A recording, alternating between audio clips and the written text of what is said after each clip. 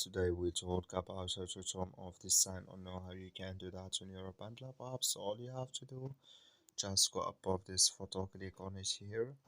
So then it's going to take you to this list on your profile and you just go above this sign settings and up click on it here. So then you come to this list here, then all you have to do, just click here on notifications.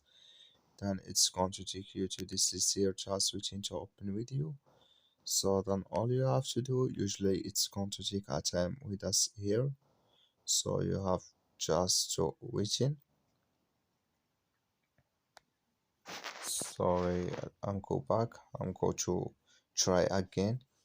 So you click on notifications, then you just waiting to open video here.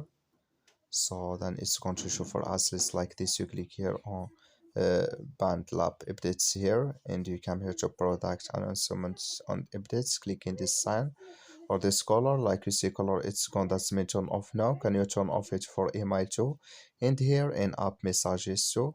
That's all. Thank you for watching. Don't forget to support us by like